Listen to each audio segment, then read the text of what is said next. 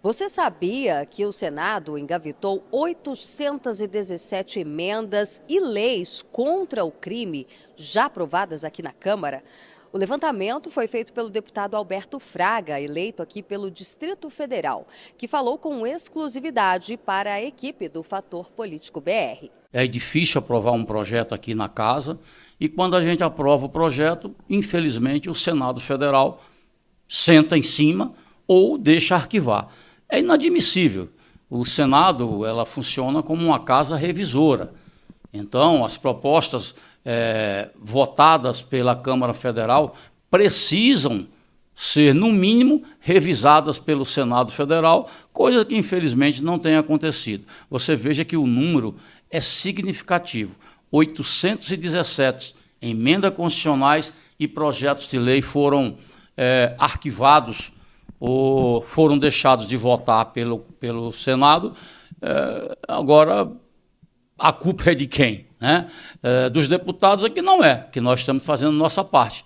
Projetos importantes, como, por exemplo, a redução da idade penal. Nós passamos 20 anos discutindo aqui na Câmara Federal a aprovação da redução da idade penal. São mais de 11 emendas constitucionais. Aprovamos, foi para, se eu não me engano, foi em 2017 ou foi 2016 que foi para o Senado e até agora esses projetos não foram votados. É lamentável ter que dizer isso.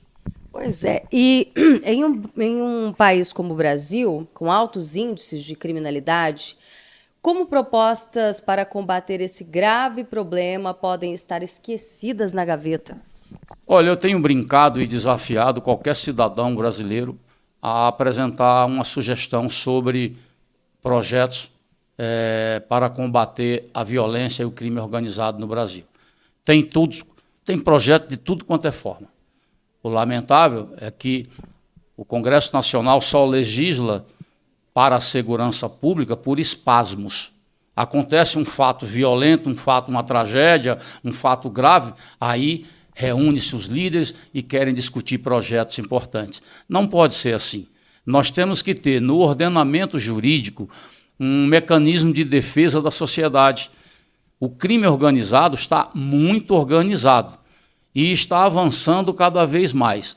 Nós tínhamos casos do Rio de Janeiro, hoje já foi para a Bahia, já está no Rio Grande do Norte, está chegando em Pernambuco e assim ele vai se expandindo. Na maneira que, quando a gente toma atitude, vota um projeto importante e você chega no Senado, a coisa não anda. Então, é triste, é lamentável ter que reconhecer isso. Agora, vale lembrar, né, que o governo Lula, em gestões anteriores, ele foi marcado pela corrupção. E não podemos esquecer também dos diálogos cabulosos, né, quando integrantes do PCC disseram, aliás, um integrante do PCC disse que eles tinham diálogos com o PT. Nesse contexto, será que existe um interesse real de tentar resolver os problemas de segurança pública no país? Eu acho que o governo do PT não tem nenhum interesse em resolver a questão da segurança pública no país. Isso é provável. Basta você falar no plenário num aumento de pena, a casa cai, o mundo vai abaixo. Se você falar em tornar mais rigoroso o sistema prisional, o mundo vem abaixo. É sempre o PT, o PSOL, defendendo a criminalidade. E é por isso, não foi à toa, que com a vitória do Lula, houve comemorações dentro dos presídios, né? E a gente sabe que mais de 90% dos presidiários votaram em Lula. Então, a relação entre eles realmente é muito estreita e é por isso que a gente não consegue avançar enquanto o governo do PT estiver no poder. O senhor acredita, né? Pode-se dizer, então, que existe no país um envolvimento de facções políticas com facções criminosas? Eu não tenho nenhuma dúvida disso. A gente já sabe até que, por exemplo, vou citar o Rio de Janeiro. No Rio de Janeiro, um político para fazer campanha numa determinada comunidade, ele tem que ter autorização. E a gente percebe, e já foi dito para mim, por deputados que são do Rio de Janeiro, dizendo que a facção criminosa banca, dá dinheiro para muitos deputados federais, estaduais e vereadores. Ou seja, eles já estão entrando, o crime organizado já está entrando na política e a partir do momento que tiver defensores dentro do Congresso, além dos que já existem, do PT e PSOL, aí a coisa vai ficar mais grave ainda.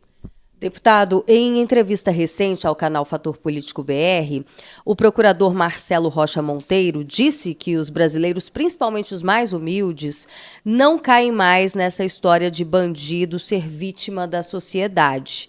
Mas a esquerda, que tem uma influência muito forte nos veículos de comunicação, ainda tenta emplacar essa ideia.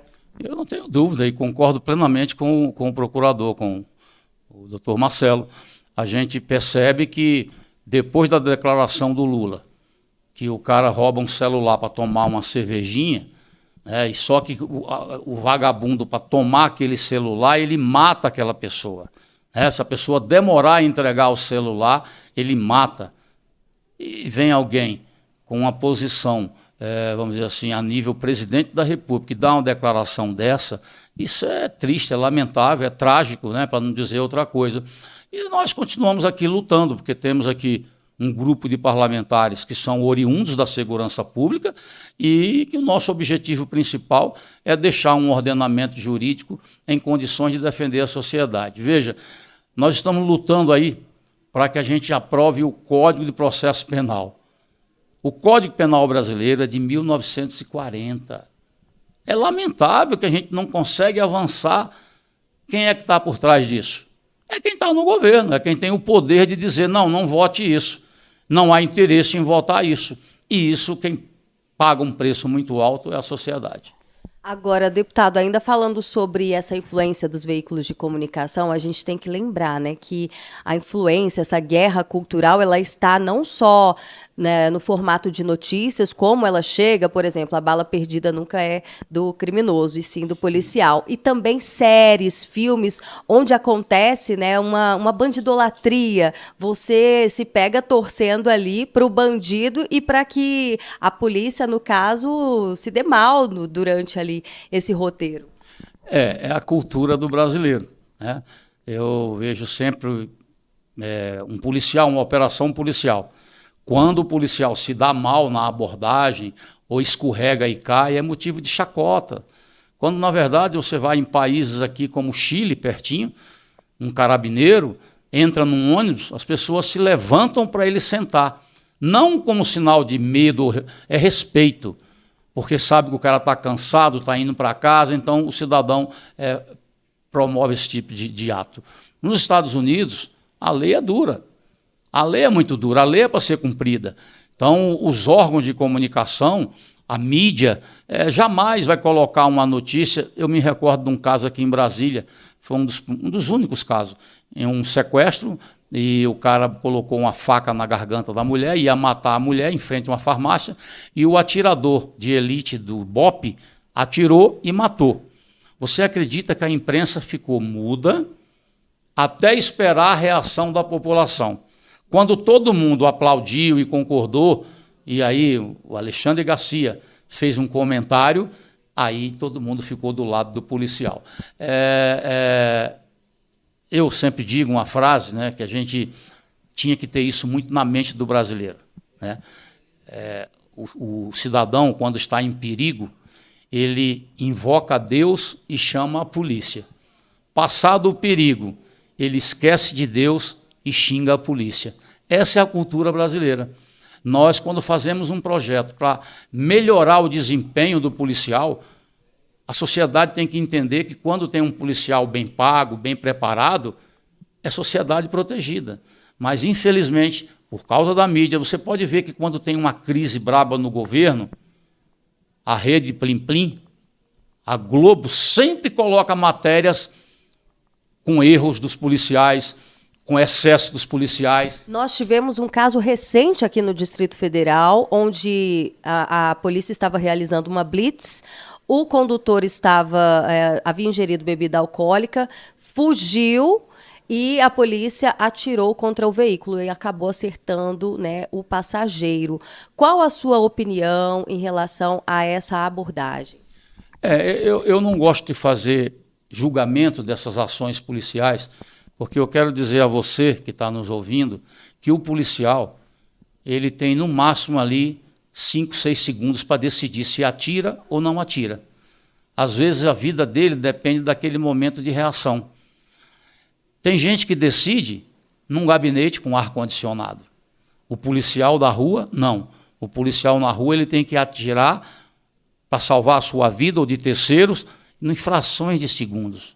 É lamentável que nem o judiciário e nem a própria sociedade às vezes entende esse tipo de coisa. Eu não defendo aqui os excessos, né? Não defendo.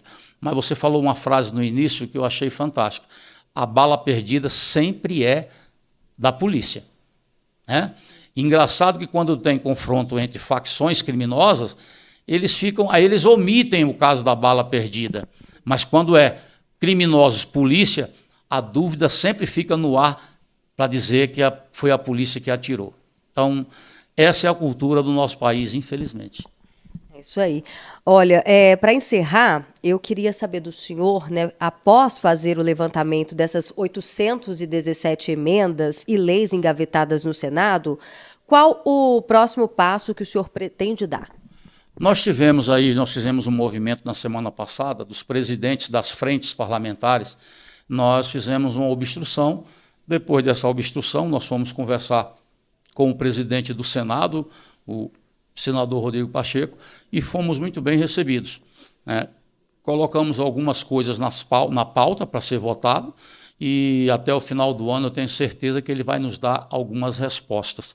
Caso não dê resposta, nós vamos continuar aqui lutando e falando, não é denunciando, mas dizendo que o Senado precisa aprovar os projetos da Casa, já que, erradamente, no regimento interno é comum, não sei, os projetos de lei feitos pelo Senado têm prioridade aqui na Câmara dos Deputados. Quer dizer, é mais uma desmoralização que a gente passa aqui na Câmara dos Deputados. Nós não podemos aceitar isso.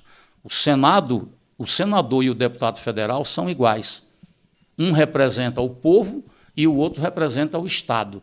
Mas não quer dizer que o senador seja mais do que o deputado federal. Em hipótese alguma. Ele tem a sua representação do Estado e nós do povo. Então, nós temos que equilibrar esse jogo aí.